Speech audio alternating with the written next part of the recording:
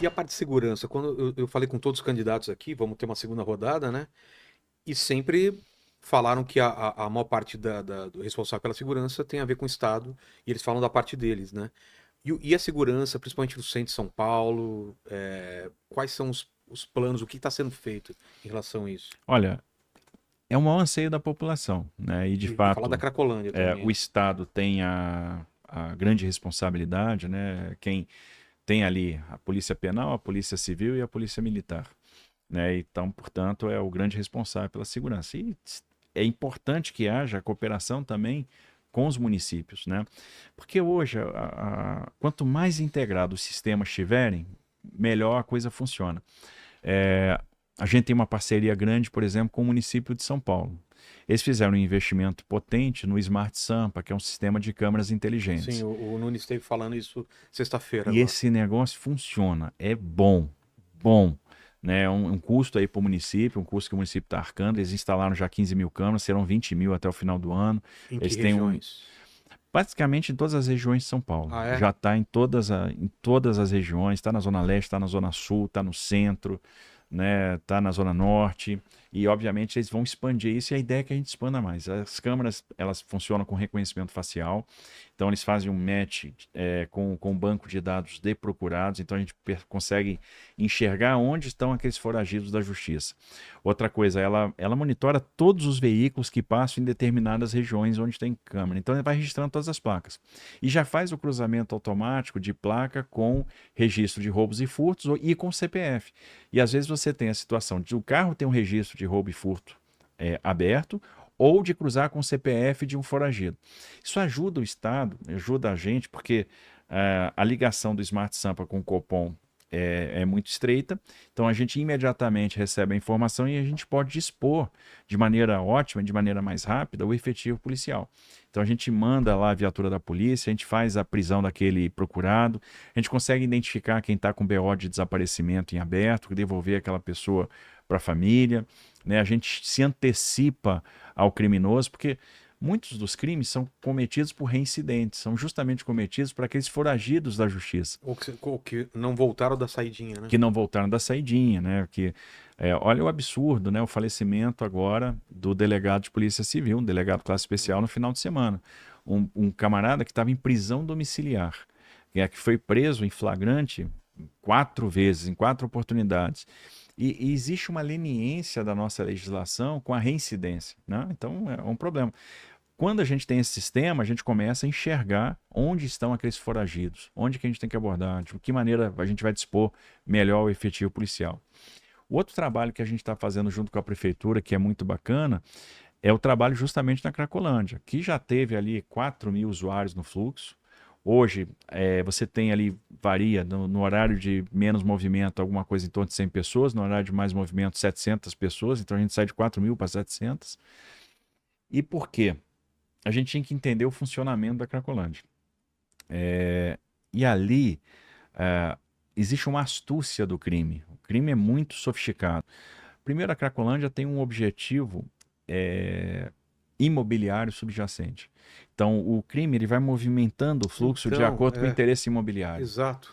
Eles são muito espertos. Então, eles Desvaloriza. desvalorizam os imóveis, eles compram os imóveis, eles desenvolvem atividades fake para lavar o dinheiro do Claro. tráfico internacional de drogas. Então, por exemplo, quando a gente começa a perceber isso, a gente começa a ir para cima do ferro velho, da reciclagem, da pousada, do hotel.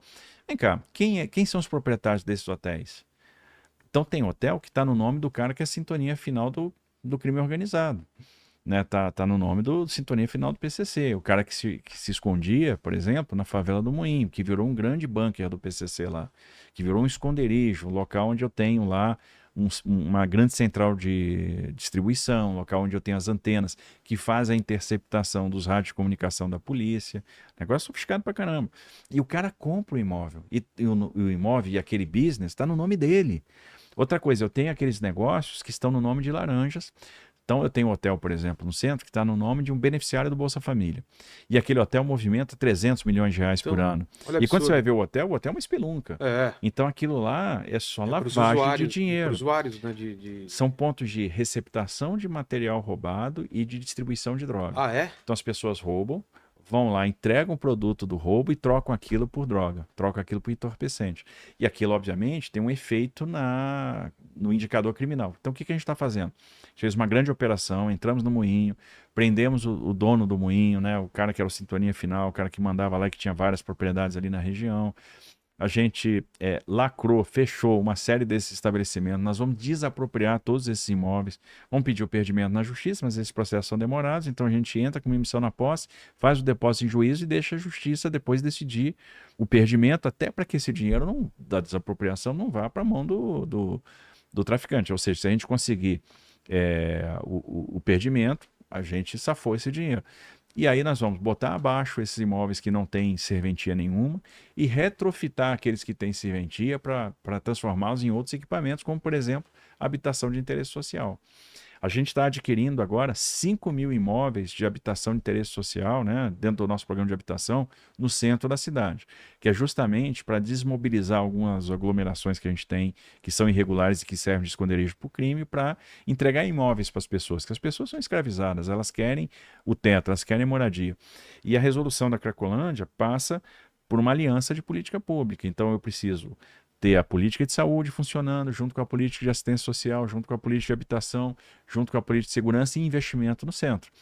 Por isso, o projeto do novo centro administrativo do Estado de São Paulo.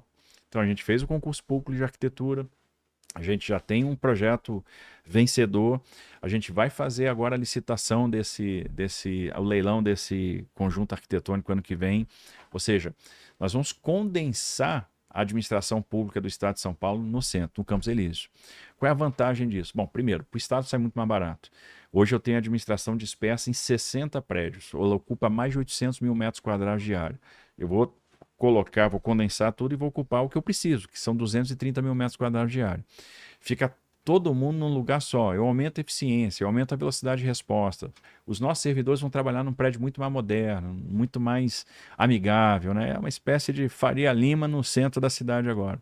Agora, o grande efeito é a reordenação urbana, porque no final a gente está investindo quase 5 bilhões de reais no centro, na região onde é a Cracolândia. E o que eu estou dizendo para a iniciativa privada? Olha, nós, Estado de São Paulo, acreditamos. Nós estamos botando 5 bi aqui, vocês têm que acreditar também.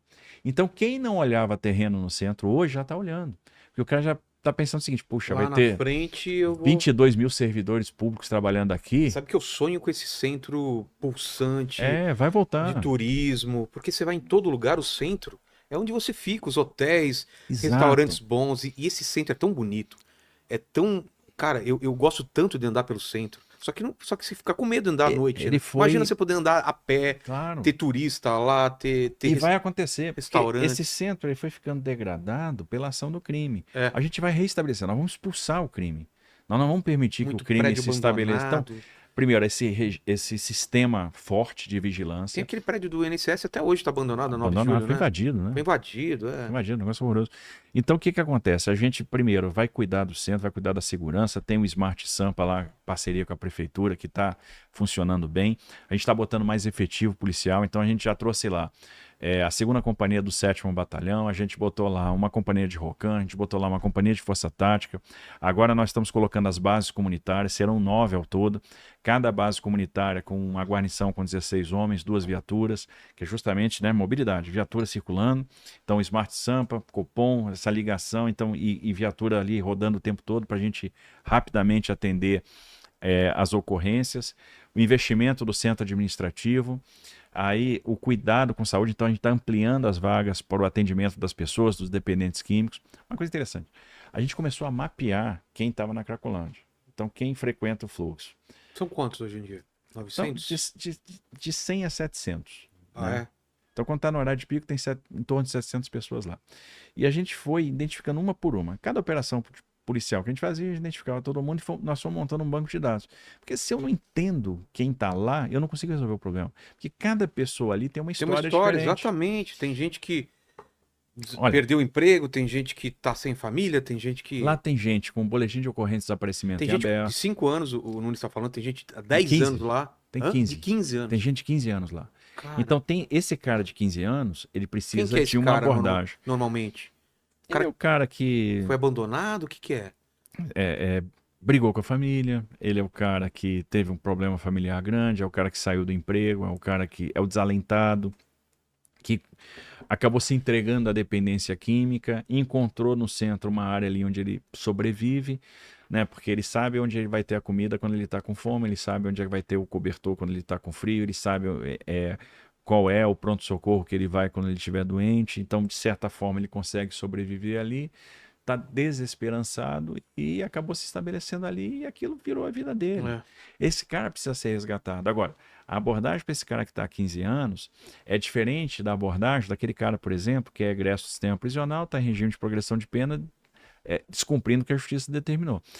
60% do efetivo da Cracolândia é este perfil. São egressos do sistema prisional que estão descumprindo o que a justiça determinou e estão em regime de progressão. E tem coisas, a gente tem conversado com o presidente do Tribunal de Justiça, por exemplo, que estimulam esse comportamento. Por exemplo, o cara sai do sistema prisional e aí ele mora na Zona Leste, na Zona Sul, etc. Quando ele tem que fazer a prova de vida dele, ele tem que ir lá para o Fórum da Barra Funda para fazer a prova de vida. Ele já não volta. Ele fica no centro, aí ele vai praticar um crime, ele vai buscar a droga. Ou seja, eu tenho que desestimular esse cara de voltar para o crime ou voltar para a droga.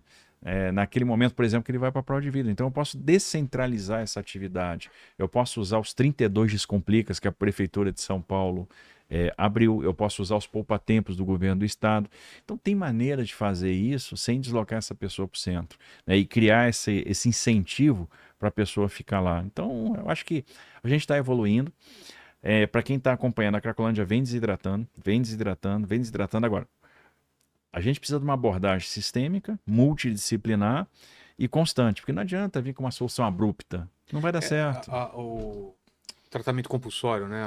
Internação compulsória eu até acho legal. Assim, para aquela pessoa que não tem perspectiva, ela não tem mais a perna para se tratar. Autorização da família E ela precisa de alguém para cuidar dela. Né? Alguém tem que ver, poxa, essa pessoa está se consumindo, essa pessoa vai morrer. Por si própria ela não vai sair. Por si própria ela não vai sair. Então, neste momento, a gente precisa ajudá-la. Mas é o que eu falo, cada caso é um caso. Tem a pessoa que não precisa do tratamento de saúde, mas não precisa ser internado compulsoriamente. Tem aquele que precisa voltar para o sistema prisional, tem aquele que precisa da internação compulsória. Cada história ali é uma. E a gente está conversando bastante com a Defensoria Pública, com o Ministério Público, com o Tribunal de Justiça, para anunciar cada passo que a gente vai dar. Porque se todos os órgãos estiverem remando na mesma direção, a gente resolve. Porque é um erro achar que a questão da Cracolândia é uma responsabilidade do Estado, ou que é uma responsabilidade da Prefeitura, ou que é uma responsabilidade do Ministério Público, ou do Judiciário, ou da mídia. É uma mistura, né? É de todo mundo, é da nossa sociedade. Então é questão de postura, é uma questão de pacto social. Nós queremos acabar com aquilo, porque se a gente quiser, a gente acaba. Eu também acho. Eu acho que tem muita gente que lucra com isso, tem muito interesse em crime organizado, algumas ONGs, tem muita gente que não faz tanta questão que acabe ou que acabe de vez. O crime é interessantíssimo manter aquilo lá, porque é o que joga o preço de imóvel para baixo, é o que permite. Quanto mais degradado, menos negócios lícitos, menos pessoas circulando, mais fácil continuar realizando as atividades criminosas e fazer a lavagem de dinheiro, que foi uma coisa que sempre interessou. Por isso que quando a gente entende o ecossistema criminoso e atua em cima do ecossistema criminoso, e a gente está fazendo isso em parceria com a Prefeitura, estamos fazendo isso em parceria com o GAECO, né, com o Ministério Público, com o Judiciário, a chance da gente ser bem-sucedido é enorme. E é por isso que ela está começando a desidratar, a gente vai aumentar a impulsão, aí vem o investimento pesado que nós vamos fazer, e com esse investimento a gente vai expulsando o crime, a gente vai transformar aquela realidade do centro. O centro vai ser outro, e esse é um dos grandes legados que a gente pode deixar. E você pensa numa provável vitória, por exemplo, do Boulos, se vai ter algum atrito em relação à parte de segurança, que os pensamentos são diferentes em relação à Cracolândia? Como que seria? Sinceramente, eu acho que sim. Pela história de vida, pelo aquilo que ele defende e sempre defendeu, ou seja, a gente pensa de uma maneira muito diferente. O que eu vejo no Boulos é uma incapacidade de conduzir um bom trabalho de ordem pública. Um bom trabalho de zeladoria, um bom trabalho na área de postura. Então, é como se a gente estivesse num jogo de tabuleiro e andasse várias casas para trás. A gente já viu esse filme. A cidade de São Paulo já experimentou isso. Com quem? Com Haddad, por exemplo. Então, se avançou numa determinada direção na gestão Kassab, na gestão Serra, depois na gestão Kassab, e se andou muito para trás na gestão Haddad. A mesma coisa pode acontecer no caso de uma gestão Boulos, seria um desastre. A gente perderia a guerra nessa questão da ordem pública, na questão